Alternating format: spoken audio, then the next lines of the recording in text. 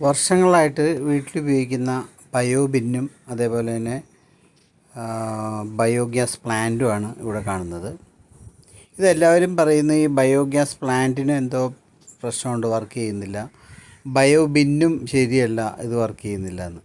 പക്ഷേ അതിൻ്റെ കാരണം എന്താണെന്ന് വെച്ച് കഴിഞ്ഞാൽ ഇത് നിങ്ങൾ ഇതിനെപ്പറ്റി പഠിക്കാതെ ചെയ്യുമ്പോഴാണ് പ്രശ്നങ്ങൾ. ഒന്നാമത്തെ കാര്യം, ഈ ബയോബിൻ എന്ന് പറയപ്പെടുന്ന സാധനം ഡ്രൈ വേസ്റ്റ് ഇടാനായിട്ടുള്ളതാണ്.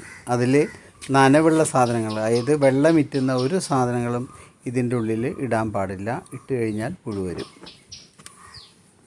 ഈ വെള്ളമുള്ള ആഹാര സാധനങ്ങൾ ഇട്ട് കഴിഞ്ഞാൽ ഈ ബക്കറ്റിൻ്റെ സൈഡിലൊക്കെയുള്ള ഹോൾസ് കണ്ടോ, ഈ ഹോൾസൊക്കെ അടഞ്ഞു പോകും. അടഞ്ഞു പോയി കഴിഞ്ഞാൽ പിന്നെ ഇതിൻ്റെ പ്രവർത്തനം ശരിയാവില്ല. നമ്മളിടുന്ന വേസ്റ്റിൽ വെള്ളം വലിച്ചെടുക്കാനും അതുപോലെ തന്നെ ഇതിൻ്റെ കീടാണുക്കൾ ഉണ്ടാകാനും വേണ്ടിയിട്ടാണ് ഇനോക്കുലം എന്ന് പറയുന്ന സാധനം നമ്മൾക്ക് തരുന്നത്. അപ്പോൾ ഓരോ പ്രാവശ്യം നമ്മൾ ഇതിൻ്റെ ഉള്ളിൽ വേസ്റ്റ് ഇടുന്ന സമയത്തും ഇനോക്കുലം, അതായത് ചകിരിച്ചോറോടുകൂടി ചേർന്നതാണ്, അതിട്ടിട്ട് ഒരു വടി സ്ഥിരമായിട്ട് അതിൻ്റെ സൈഡിൽ വെച്ചേക്കാം, ഒന്ന് ഇളക്കി കൊടുക്കണം. അങ്ങനെ ഇളക്കി കൊടുത്ത് എല്ലാ ദിവസത്തിലൊരിക്കൽ കാലത്തെ തന്നെ വൈകിട്ടോ എപ്പോഴെങ്കിലും നമ്മളുടെ അടുക്കള വേസ്റ്റുകൾ ബക്കറ്റിലേക്കാക്കി ഇനോക്കുലം ചേർത്ത്, അതായത് പുട്ടിന് പീരിയിടുന്ന പോലെ എന്ന് വേണമെങ്കിൽ പറയാം, ഇട്ടിട്ട് മെല്ലെ ഒന്ന് ഇളക്കി കൊടുത്തതിന് ശേഷം അത് അടച്ചു വയ്ക്കുക.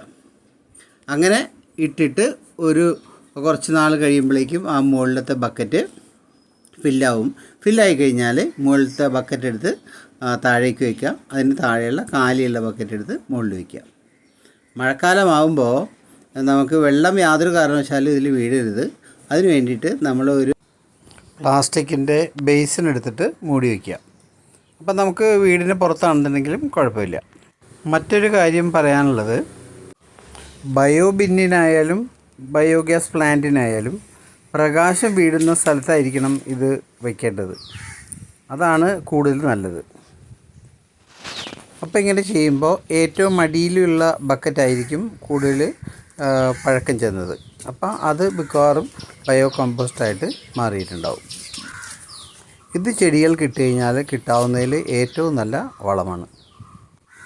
ഇനി ഏറ്റവും അടിയിൽ വരുന്ന ബക്കറ്റിൽ നിന്ന് നമ്മൾ എടുക്കുന്ന ബയോ കമ്പോസ്റ്റ് നമുക്ക് വീണ്ടും ഇനാക്കുലമായിട്ട് തന്നെ ഉപയോഗിക്കാം. അപ്പോൾ ഇനാക്കുലം നമുക്ക് വേറെ വാങ്ങേണ്ട ആവശ്യം വരുന്നില്ല, അത് തന്നെ നമുക്ക് ഇട്ട് കൊടുത്താൽ മതി. അതാണ് ഇതിൻ്റെ ഒരു പ്രത്യേകത. ഇനാക്കുലം തീർന്നു പോയി എന്ന് പറഞ്ഞിട്ട് പേടിക്കേണ്ട ആവശ്യമില്ല. ഓക്കെ, ഇതിനെപ്പറ്റി എല്ലാ കാര്യങ്ങളും മനസ്സിലാക്കി ബയോബിൻ സെറ്റ് ചെയ്യുക. ഇതിൽ നിന്നും കിട്ടുന്ന ബയോ കമ്പോസ്റ്റ് നമ്മുടെ അടുക്കള തോട്ടത്തിന് കിട്ടാവുന്നതിൽ വെച്ച് ഏറ്റവും നല്ല വളമാണ്. അങ്ങനെ ശുചിയുള്ള അടുക്കളയും അടുക്കള തോട്ടവും നമ്മുടെ ജീവിതത്തിൻ്റെ ഭാഗമാകട്ടെ. Okay, thank you.